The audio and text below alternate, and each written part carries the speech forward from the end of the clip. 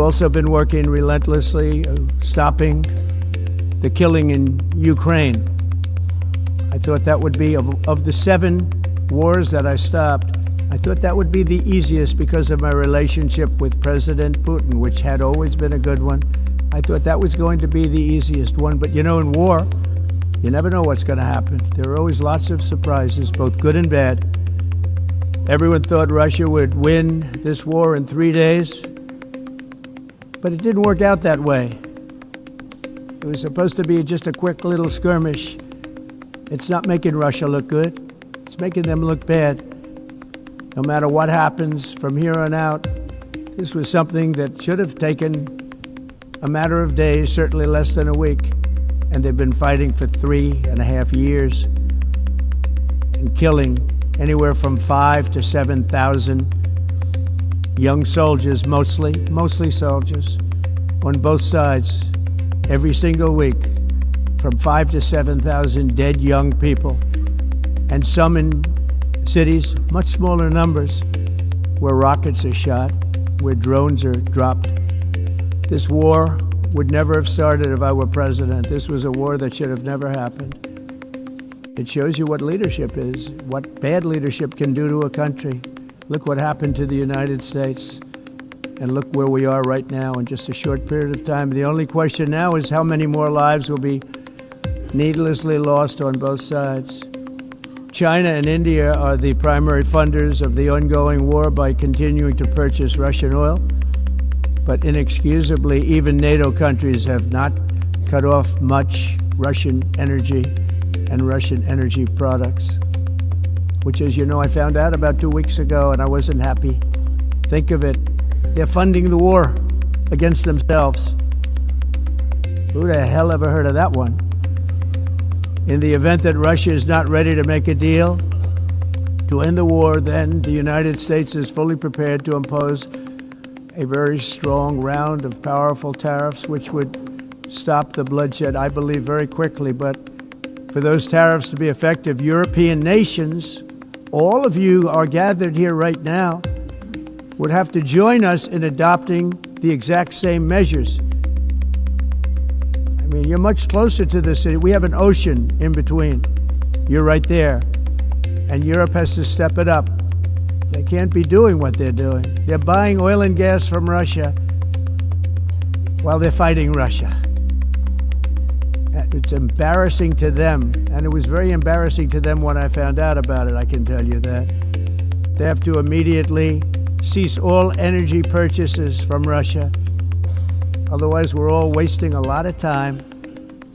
So I'm ready to discuss this. We're going to discuss it today with the European nations, all gathered here. I'm sure they're thrilled to hear me speak about it, but that's the way it is. I like to speak my mind and speak the truth. As we seek to reduce the threat of dangerous weapons today, I'm also calling on every nation to join us in ending the development of biological weapons once and for all. And biological is terrible, and nuclear is even beyond, and we include nuclear in that. We want to have a cessation of the development of nuclear weapons. We know, and I get to view it all the time. Sir, would you like to see? And I look at weapons that are so powerful that we just can't ever use them. If we ever use them, the world literally might come to an end. There would be no United Nations to be talking about. There would be no nothing. Just a few years ago, reckless experiments overseas gave us a devastating global pandemic. Yet despite that worldwide catastrophe, many countries are continuing extremely risky research into bioweapons and man-made pathogens. This is unbelievably dangerous. To prevent potential disasters, I'm announcing today that my administration will lead an international effort to enforce biological weapons convention, which is going to be meeting with the top leaders of the world by pioneering an AI verification system that everyone can trust. Hopefully the UN can play a constructive role, and it will also be one of the early projects under AI. Let's see how good it is, because a lot of people are saying it could be one of the great things ever but it also can be dangerous, but it can be put to tremendous use and tremendous good, and this would be an example of that. Not only is the UN not solving the problems it should, too often, it's actually creating new problems for us to solve. The best example is the number one political issue of our time, the crisis of uncontrolled migration. It's uncontrolled. Your countries are being ruined. The United Nations is funding an assault on Western countries and their borders. In 2024, the UN budgeted $372 million in cash assistance to support an estimated 624,000 migrants journeying into the United States. Think of that. The UN is supporting people that are illegally coming into the United States, and then we have to get them out. The UN also provided food, shelter, transportation, and debit cards to illegal aliens. Can you believe that? On the way to infiltrate our southern border. Millions of people came through that southern border. Just a year ago, millions and millions of people were pouring in, 25 million altogether over the 4 years of the incompetent Biden administration. And now we have it stopped, totally stopped. In fact, they're not even coming anymore because they know they can't get through. But what took place is totally unacceptable. The UN is supposed to stop invasions, not create them and not finance them.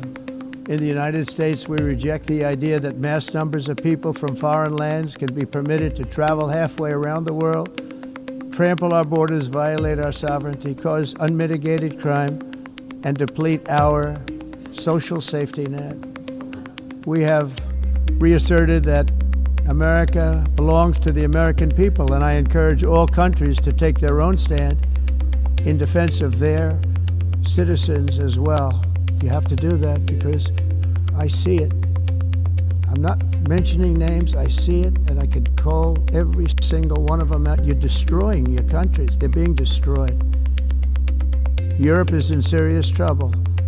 They've been invaded by a force of illegal aliens like nobody's ever seen before. Illegal aliens are pouring into Europe. Nobody is ever, and nobody's doing anything to change it, to get them out. It's not sustainable. And because they choose to be politically correct, they're doing just absolutely nothing about it. And I have to say, I look at London where you have a terrible mayor, terrible, terrible mayor. And it's been so changed, so changed. Now they want to go to Sharia law, but you're in a different country. You can't do that. Both the immigration and their suicidal energy ideas will be the death of Western Europe if something is not done immediately. This cannot be sustained.